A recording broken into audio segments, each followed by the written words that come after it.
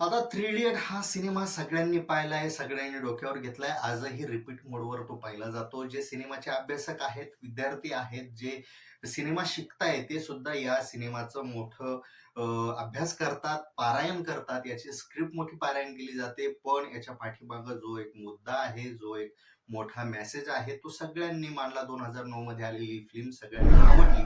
पण यातलं एक जे कॅरेक्टर आहे आमिर खानचं, त्या आमिर खान म्हणजे रॅन्चोचं जे कॅरेक्टर आहे ते एका विशेष जो रिअल मधला हिरो आहे त्याच्यावर हे अवलंबून आहे. त्याच्यावर हे प्रेरणादायी त्यांना पुढे ठेवून हे कॅरेक्टर लिहिलं गेलं, त्यांच्यासाठी लिहिलं गेलं. असं असलं तरी आता सध्या तो हिरो काय करतोय तर 15-20 दिवसापासून तो हिरो उपोषणाला बसलाय. नेमका का बसलाय, कशासाठी बसलाय आणि त्याचं म्हणणं काय, आणि इतका मोठा माणूस उपोषणाला बसूनही कुठेच त्याची बातमी का नाही, मीडिया ही बातमी का लावत नाही, इतकं मोठं आंदोलन होत असताना लडाख सारखा महत्वाच्या राज्यात ही गोष्ट आपल्यापर्यंत का पोहोचत नाही, ह्या सगळ्या गोष्टीवर आपण चर्चा करूयात या व्हिडिओच्या माध्यमातून. नमस्कार, मी सूरज कुमार उशावळे सुधाकर. आपण पाहतात बोल बिंदास. रिअल मध्ये सोनल वांचूक हे जे आहेत त्यांचं म्हणणं एकच आहे की आपण जर पाहिलं केंद्रशासित प्रदेश आहे तर केंद्रशासित प्रदेश मध्ये लडाख हा भाग येतो. लडाख याचं जर सौंदर्याचं जर आपण विश्लेषण करायला गेलो तर ते खूप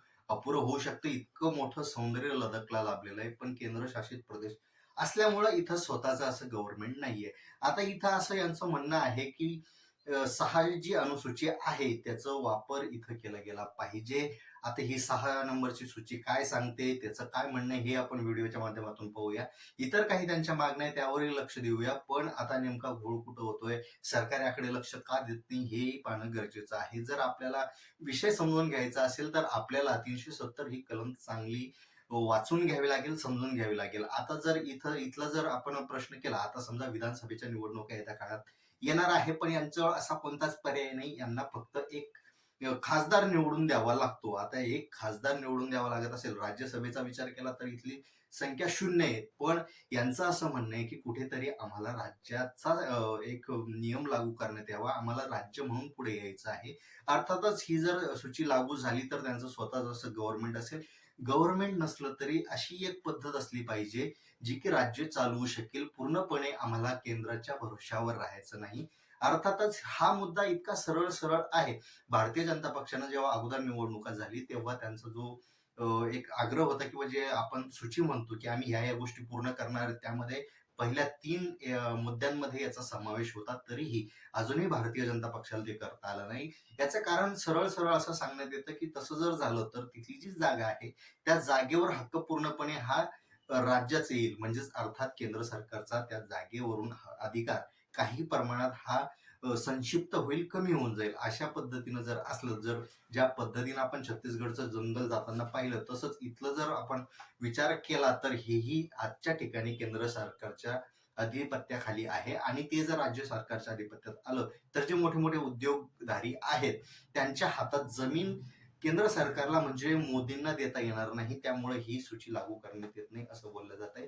पण आता इथलं एकूण जर अभ्यास करायचा असेल तर आपल्याला काही कायद्याच्या गोष्टी समजून घ्याव्या लागतील, ज्या की सांगून एखाद्या वेळेस कळणार नाही, पण त्या आपल्याला वाचल्या तर कळू शकतात. पण मला मुख्य मुद्दा हा मांडायचा आहे की मला असं वाटतं की एखादा माणूस जर आपल्या राज्यासाठी, आपल्या लोकांसाठी काहीतरी भूमिका घेतोय, उपोषण घेतोय, आजची जर तिथली परिस्थिती पाहिली तर मायनसमध्ये तिथलं टेम्परेचर आहे. रात्रीचं टेम्परेचर जर पाहिलं तर -11 ते 18 पर्यंत टेम्परेचर असतं. अशा पद्धतीत लडाखमध्ये जवळपास 10% जी जनता आहे, एकूण राज्याची जी जनता आहे त्याच्यात 10% जनता ही रस्त्यावर उतरली होती. आणि आता हळूहळू वांचूक यांच्या सोबत ती जनता उपोषणाला बसली आहे.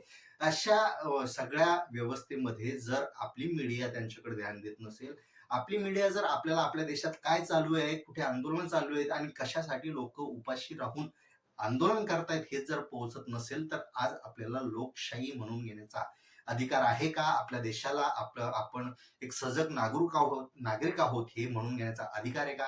या सगळ्यांवर एक प्रश्नचिन्ह निर्माण होतो. कारण आपल्याला रील्स पाहता पाहता इतकी सवडच मिळत नाही की आपल्या देशात एक असा माणूस आहे ज्याच्यावर सिनेमा बनला, त्यांनी नवीन नवीन उपक्रम राबवले, आपल्या सैनिकांसाठी नवीन शोध लावले. असा माणूस आज उपाशी किती दिवसापासून झटतोय, कारण त्याला त्याच्या बेसिक्स मूलभूत गरजा त्याला पूर्ण करायच्या आहेत. त्यासाठी त्याला आपलं राज्य प्रगत पथावर असायला पाहिजे असं वाटतंय आणि त्यासाठी काहीच गैर नाही. कोणत्याही सरकारला देण्यासाठी काही अडचण नसावी अशा परिस्थितीतही त्याचा मुद्दा का दाबला जातो? तिथले तिथे एक संरचना तयार का केली जात नाही? या सगळ्यांवर आपण कधी बोलणार आहोत का? आम्ही तरी आमच्या चॅनलच्या माध्यमातून बिनधास्त बोलतो आहोत. आपल्याला जर मुद्दा पडत असेल तर शेअर करा, कारण किमान आपण बोलू शकत नसाल तरी शेअर नक्की करू शकता. कारण की कोणीतरी कित्येक दिवसांपासून उपाशी आपल्या राज्यासाठी झगडतंय.